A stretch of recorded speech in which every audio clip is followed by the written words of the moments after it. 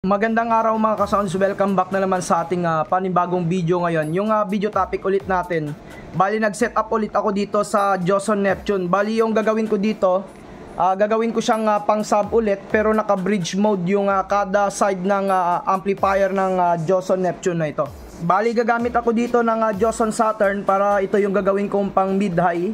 Tapos gagamit ako dito ng crossover at saka mixer ng Joson. So huwag kayong mag-alala sa mga baguhan, ituturo ko yung connection natin dito bago tayo mag sound check. Yung gagamitin ko mga speaker, bali 1000 watts yan yung kanyang pang sub. Tapos Joson Airbus 12 naman yung gagamitin ko para sa mid-high. So yung tansya ko dito sa nagastos dito sa ganitong setup is nasa 60 to 65,000. Napakadali lamang ng connection na ito. Simpleng-simple lamang ito para ito sa mga baguhan na gustong magsimula sa pagbuo po ng kanilang mga mini sound system. So yan mga boss idol, start na tayo dito sa ating connection, sa ating sound setup. Bago tayo magsimula, pakita ko muna yung gamit natin dito ng mga connectors para sa connection natin. Ito po, kailangan po ninyo dito ng dalawang pares ng XLR male-female. So yan, dalawang pares yan mga boss idol. Tapos isang pares lamang ng XLR female papuntang RCA. Dahil yung Joson Saturn na Max ko dito ay isang integrated amplifier.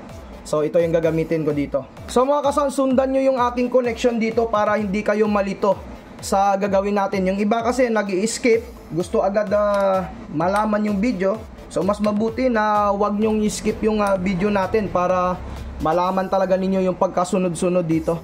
So ngayon umpisa tayo sa connection natin. Bali dito sa amplifier natin, ilang beses na rin natin itong pinapakita, no? So meron siyang main output. Gagamit ako dito ng XLR dahil XLR yung main output ng Joson 6 channel na ito. Dito tayo magko-connect sa left and right. Yan, makikita nyo naman meron siyang main output. Connect lang natin yan dito. Left and right yan. Tapos ito, i-connect naman natin ito papuntang crossover. Sa likod ng crossover, meron ditong channel 1 input at saka channel 2 input. Dito natin yan i-connect yung galing mixer. So yung left channel kanina ng mixer, i-connect natin yan dito sa input channel 1. Tapos yung right channel ng mixer kanina, i-connect naman natin yan dito sa input channel 2. Yung setup ko dito sa crossover, bali yung gagamitin ko mono two-way tayo. So bali dito sa likod meron ditong channel 1 low saka channel 2 low. Unahin muna natin yung XLR natin na papunta sa low natin na amplifier, which is yung Joson Neptune. So isaksak ko lang muna siya mga boss idol. Ayan po, low channel 1, tapos yung kanyang low channel 2. Yung next step ko naman dito yung amplifier natin na pang mid-high. Dahil naka-mono two-way ako dito, yung gagamitin ko dito is dalawang high dito na slot. So saksak lamang ako dito muna, no. Ito yung pang natin yung connector natin na papunta ito sa amplifier natin, yung Joson Saturn. Connect lang tayo dito, channel 1 at saka dito sa channel 2. So ngayon i-connect ko na ito sa mga amplifiers. So ito na, i-connect na natin yung pang mid-high na amplifier. Dito tayo sa audio input. Makikita nyo naman dyan sa likod, naka audio input. Yung selector ko sa amplifier na ito, naka DVD. Dito ako sa DVD magsasaksak. Connect ko lang dito sa right, tapos sa left. Yung next step natin, yung XLR kanina, papunta na yan dito sa Joson Neptune. Dito naman sa Joson Neptune, hanapin nyo lang din yung kanyang audio input. So yung channel 1 ni crossover kanina, yung low channel 1, dito yan sa left input, no? Tapos yung low channel 2, dito naman yan sa right input. Yan, connected na yung ating mga dito, yung ating mga processors, mga amplifiers. So sa connection naman ng ating speaker dito sa Joson Neptune, dahil naka bridge mode tayo.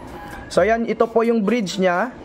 Yan, makikita nyo naman dito yung positive, dito naman yung negative. So isaksak nyo lang yung isang speaker po ninyo dyan. Tapos dito naman sa kabila, ito naman yung kanyang positive, dito naman yung negative nya. So 8 ohms lamang yung bridge mode, no. Yung kada channel po ng Neptune na ito is 8 ohms lamang. So hindi kayo pwede dito magsalpak ng dalawang speaker sa bridge mode nya dahil yung nakalagay sa manual is yung bridge mode is hanggang 8 ohms lamang. At saka dito naman sa Saturn natin, yung connection lang natin ng speaker dito, bali dalawa lang naman yung speaker natin. Connection natin dito, right and left din yan. So mga boss idol, handa na itong tumunog. Set up lang natin yung kanyang selector doon sa bridge kasi nasa harap yung selection niya para sa stereo, parallel at saka bridge. So ito yung kanyang selector mga boss. Set lang natin yan sa bridge muna, yan dito sa kabila. Tapos sa kabila naman select din natin, ito yung bridge nya. Yan, naka bridge mode na yan yung ating Joson Neptune. So ngayon saksak na lang natin, tapos sound check tayo. Sa mga sound, simulan na natin yung sound check dito. Bali yung volume ng ating bridge mode sa kabilang side ng amplifier ng Joson Neptune is nasa volume left. Tapos dito naman sa kabilang side is nasa volume R. Yan po, yan yung kanyang volume pag naka bridge mode. Play lang tayo dito ng music. Subukan muna natin para marinig natin yung persa ng bridge mode dito sa sub. Yan, dito tayo sa isang volume left ito. Yan po, no. Bali copyright yung music na ito. Pag lumabas yung vocal mamaya, i-ano lang natin, i-cut lang natin yung music. Yan po, tumutunog na po siya. Ito, volume left ito mga boss Yan, so, ayun na, hintayin lang natin. Yan. Yan. Isang side pa lang yan, isang speaker pa lang yan mga boss Dito tayo sa kabila. Grabe, lakas. Lakas pala ng ano niya, bridge mode mga kasound. Ang ganda ng bridge mode ni Joson Neptune, malakas. Walang problema dito dahil kada speaker natin is 8 ohms. So isang speaker lang yung dinadrive ng kada amplifier. So ano po siya, magaan lang po para sa kanya. Grabe Lakas mga boss, lakas. So ito yung vocal niya.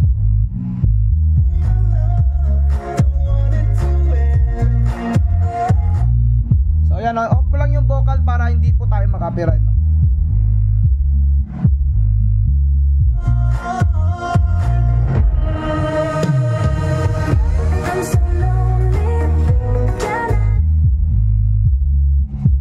So mga sounds, try tayo dito battle mix para marinig po ninyo yung lagabog ng ating ano dito no, ng ating sound setup. So pasensya na talaga kung battle mix yung inaano ko dito, sina-sound check kasi nga pag mga original music nakaka-copyright po tayo diyan. So mga sounds, sound check tayo dito. Shoutout natin si DJ Raycobs, no.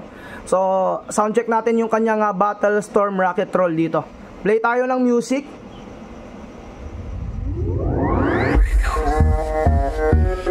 So minimal volume lang yan mga sir. Di kasi nasa loob tayo ng bahay. Nagdag lang tayo konti. DJ Raycobs. Ganda ng tunog mga lods. Lakas ng bridge mode. Iba yung persa ng bridge mode ni Joson Neptune pa naka-bridge.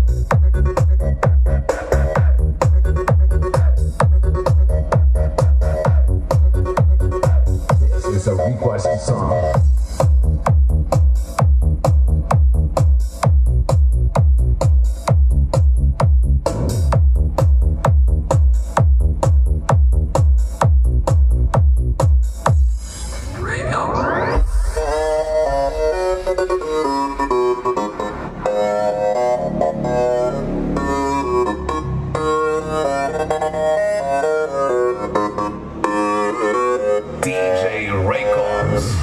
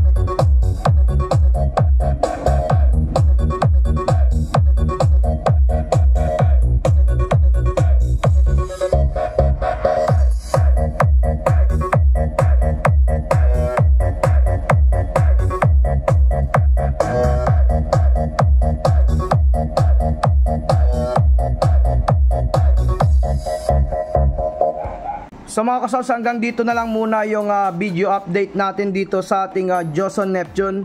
So napakaganda ng tunog niya po sa bridge mode pag niloadan natin siya ng 1000 watts dito. So yung speaker pala na nakaload dyan is Live Pro 12, no. So 1000 watts po yan. So sa bridge mode niya po mga boss idol, kayang-kaya na pong bayuhin po yung ating yung ating dalawang Live Pro 12. So hanggang dito na lang muna. Sa mga bago nag-subscribe, huwag yung kalimutan na i-hit yung notification bell button para sa mga video updates natin na i-upload. Maraming salamat mga ka-sounds.